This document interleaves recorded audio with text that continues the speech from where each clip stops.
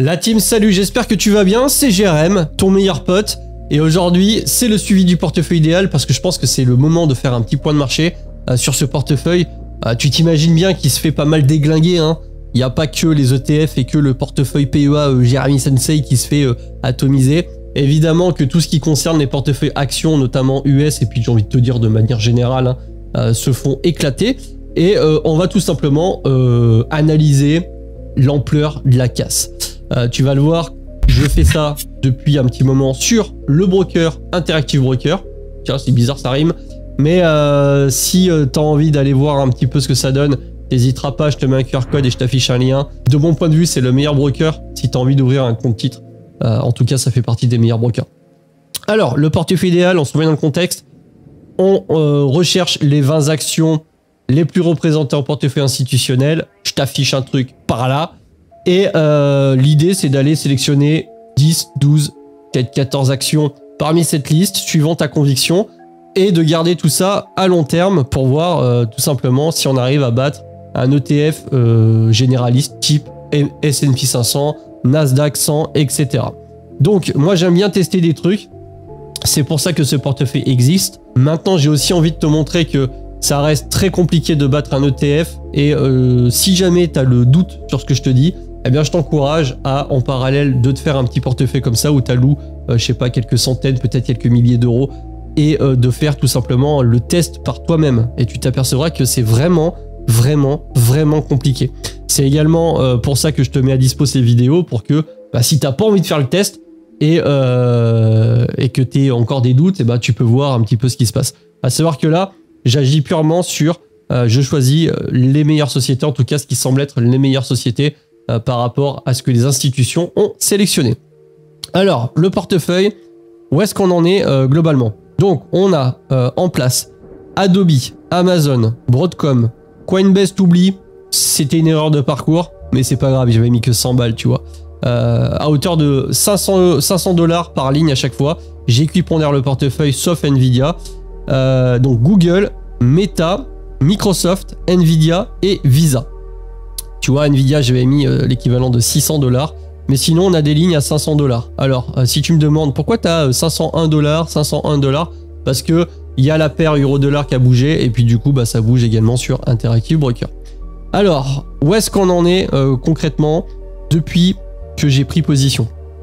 Adobe en est à moins 36,4%, Amazon en est à moins 9,8%, Broadcom moins 34,5%, Coinbase on oublie, Google moins 14,8%, Meta moins 4,6%, Microsoft moins 20%, Nvidia moins 21,9% et Visa, la seule valeur en positive encore actuellement, à plus 2,48%.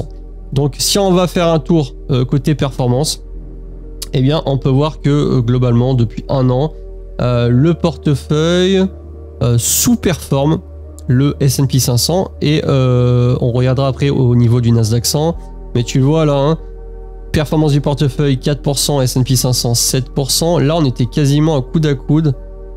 Là le portefeuille était devant, le 10 février, 10,92 contre 10,56 et là avec la baisse, actuellement on est à moins 21,46% et le S&P 500 est à moins 7,53. Alors avant que tu me poses la question, moins 7,53 c'est depuis le moment où j'ai commencé le portefeuille, c'est-à-dire le 20 juin 2024, tout simplement. Si on fait un petit comparatif avec le S&P 500, non, avec le Nasdaq 100, pardon, on vient de faire le comparatif avec le S&P 500, tu vois que ça se corrèle un petit peu plus. Pareil à ce niveau-là, 10 février, je suis passé au-dessus. Et là, à l'heure actuelle, on est à respectivement moins 21,46, toujours pareil. Et le Nasdaq Composite est à moins 12,24. Alors, effectivement, c'est le Nasdaq Composite et pas le Nasdaq 100. C'est légèrement différent. Bon, tout ça pour dire quoi? Tout ça pour dire que le portefeuille, pour l'instant, sous-performe les indices. Mais comme je te l'ai dit, ça reste extrêmement difficile d'arriver à surperformer un indice. C'est vraiment une mission qui est quasi impossible. Il y a des gens qui arrivent.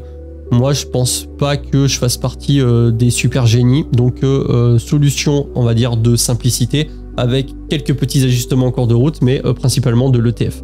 Là, à titre d'exemple, sur mon PEA, donc je suis principalement en cash Et je suis également sur 2 ETF, enfin un ETF et une action, pardon, qui est le LQQ et ASML. Mais je vais commencer à envoyer du cash, peut-être pas tout en PEA parce que j'ai pas envie de bloquer de la trésor, mais je vais envoyer du cash en compte titre et en PEA, tout simplement pour renforcer des lignes d'ETF parce que je vais commencer à me remettre sur de la simplicité, des CA tout simplement sur des ETF, parfois aller sur l'ETF à levier et parfois sortir du levier pour repasser en ETF généraliste. Bref, je vais repasser sur quelque chose de plutôt simple. Cela dit, j'aime bien quand même le stock picking, mais j'alloue une petite partie de mon patrimoine. Tu vois là, ce portefeuille, il y a exactement 3173 €. Si on va sur le Google Sheet, tu peux voir que l'investissement total du portefeuille, on est à 4000 €. Actuellement, sa valorisation est de 3173 €. Je peux la mettre là, 3173. Ce qui me fait moins 827 € de moins-value latente et des performances, comme on l'a vu, qui avoisinent les moins 21%. C'est à peu près ce qu'on retrouve ici, à la différence que sur le portefeuille, c'est calculé en TWR. D'ailleurs, si on s'amuse à faire un truc là, si je mets ça ici, que à ce moment-là, je tire cette ligne-là et que ici, je fais fois cette valeur-là. Qu'est-ce que ça nous donne? Ça nous donne moins 27,30%.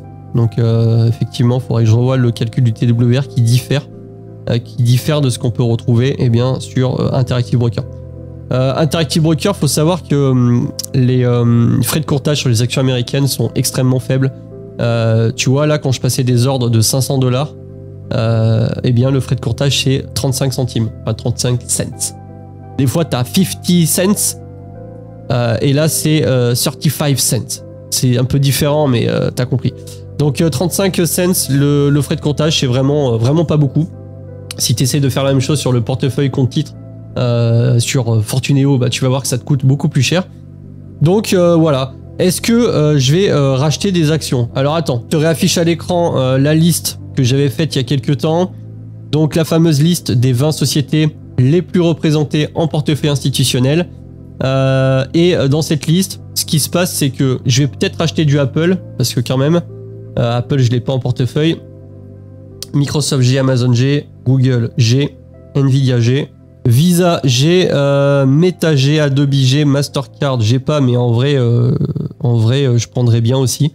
Merck, Broadcom G. Il y avait Salesforce qui m'intéressait, mais je sais pas trop, faut que j'aille voir. Mais voilà, disons que là, les deux prochaines, possiblement, ça sera Apple et Mastercard. Ça me plaît bien d'avoir, tu sais, le duo Mastercard Visa, parce que quand tu as une carte bleue, j'ai envie de te dire, soit tu as une Mastercard, soit tu as une Visa. Donc ils ont le duopole et ça m'intéresse de l'avoir. Même si en vrai, je pourrais rester que sur Visa, ça serait totalement ok. Mais sait-on jamais, suffit qu'à un moment donné, l'un ou l'autre ait, je sais pas, un contrat d'exclusivité ou qu'il y a vraiment quelque chose qui leur donne un avantage concurrentiel sur l'autre.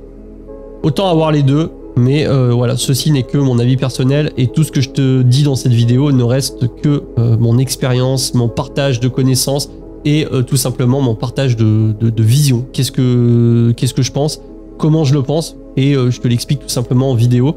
En aucun cas, j'ai la science infuse sur tout ça. Donc pour l'instant, qu'est-ce que globalement je peux te dire par rapport à ce portefeuille?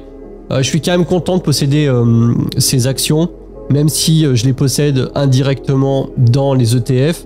Maintenant, je reste persuadé que j'arriverai jamais à faire mieux qu'un ETF, et encore moins qu'un ETF à levier comme j'ai en PEA sur le LQQ, ticker LQQ, qui est l'ETF de chez Amundi qui réplique le Nasdaq 100 en levier x2 daily, mais pas en compte de marge, hein. C'est-à-dire que tu peux pas perdre de l'argent dans le sens où tu dois de l'argent alors que tu l'as pas mis, tu vois ce que je veux dire?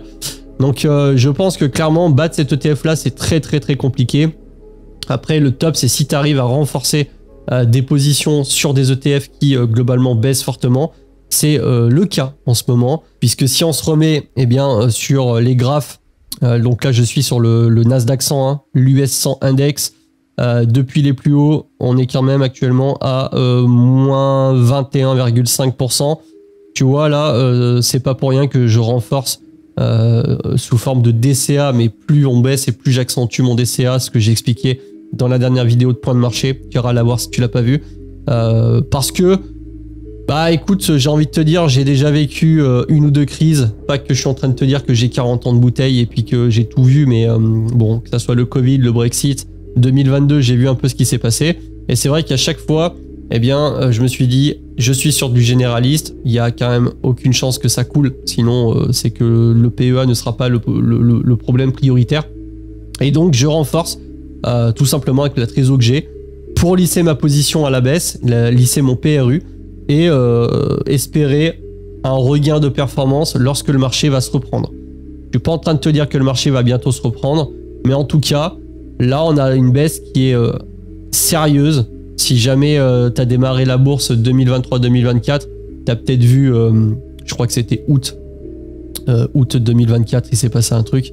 Mais là, c'est vraiment sérieux, puisque si je te passe en, tout simplement en daily, là, les deux bougies qu'on a eues, c'est-à-dire jeudi 3 avril et vendredi 4 avril, sur les indices avec des moins 5,41 et moins 6,07, c'est vraiment sérieux. Hein. Pour un indice qui n'est pas en levier, ça commence à être très sérieux. Donc ça peut faire peur, j'en suis conscient.